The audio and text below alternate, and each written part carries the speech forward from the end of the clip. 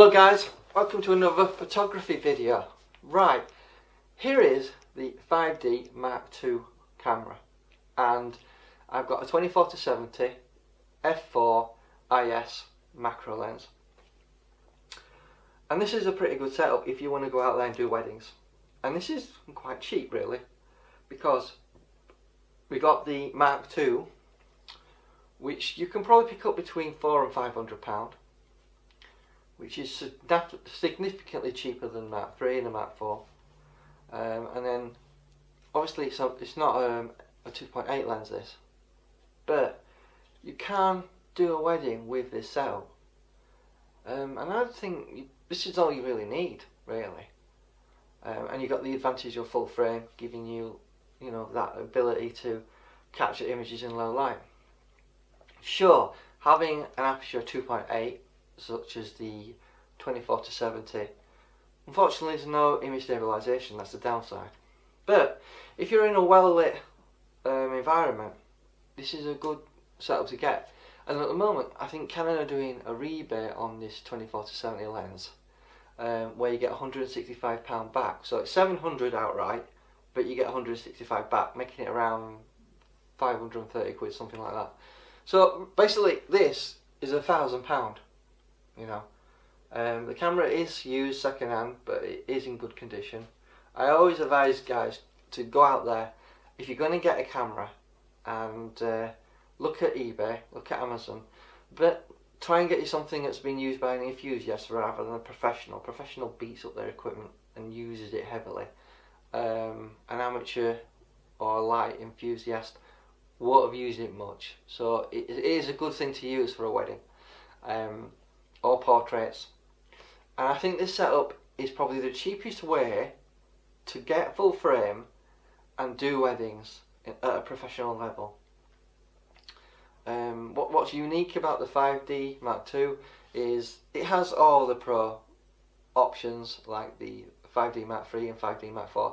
It doesn't have the high-end video options, obviously, as no 4K, but it does have 180p at 30 frames, which is good enough. And to be honest, when I did video on this and I compare it to the crop sensor cameras, I'm quite surprised when I did the video, because I don't know if you want to check out the other video where I basically compared fake SD cards. I actually used the video option on this for the first time to do the close-ups with this macro lens.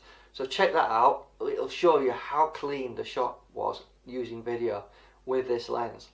And I was really impressed with its capability of doing, video in low light, because the lighting in this room isn't very good, and it was really impressive and very clean.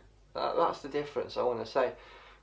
You can use a camcorder that gives you video like you're watching here, but the ISO capabilities in low light isn't very good, because I can actually see in the actual LCD that some of the video is like shaking, or I can see some grain. That's because it's not a very good camcorder. It's not the best. However, when I did the same sort of thing on this, it was really clean, very solid, and it's a good camera. And coupled with this lens, I think if you want to get a second-hand camera and a new lens, because the one thing that surprises me is on eBay you can buy lenses for 3/4 of the price of what a new one costs. And to me, if you're going to buy a lens second-hand, it has to be 50% of the price of a new one. But if you buy a lens on eBay, a Canon one, it does seem to me that you could pick up this lens that I have seen for about £500 second hand, and it's like, with the Canon rebate of £165 on this £700 lens, it's more or less the same price, a used versus new. Don't know about you guys, but I'm going to get a new lens if I can get one. Camera wise, I don't think getting second hand cameras is an issue really, because over time they either need the shutter replacing or the camera needs replacing. Most people upgrade, such as the I've got the 7D, and most people have upgraded to the 7D Mark II. So I just wanted to talk about this camera a little bit to say it gives you clean images. I really love the 5D cameras because they are so clean and sharp. I used the original 5D in the film days with eye detection focus, which, to be honest, sadly is something not used anymore. I don't know why, because it was a fantastic focusing method where you just looked at the actual center, autofocus point, or the right or the left or the lower one or the center, and you just looked at the focus point and it focused. To me, that was a fantastic thing. I don't know why Canon's dropped it, because that was probably the best autofocus system I've ever seen. Even in today's standards, I still wish I still had that focus, which was eye detection focus, if you're wondering. So, as for battery grips, make sure you get a genuine one, because there are some fakes out there. I would probably recommend you don't go for the third-party ones that don't fit properly and don't have the same feel as the camera. Because you see, with Canon, is they mould the battery grip the same as the camera body, so it feels the same. It's part of the same camera. It feels the same unit. So always get the actual original one that allows you to put the batteries in. And this is a fantastic camera. Now, the actual batteries that this takes is just the same as the 5D Mark III, Mark IV, 7D and the 80D and 70D, which is the LPE6 battery, which is probably one of the best batteries out there. If yes, you could get a Sony mirrorless camera, yes, you could get a Lumix Panasonic, but their batteries are never going to be this good, because you can shoot all day on one of these. Or if you want to do video all day, you probably need 2.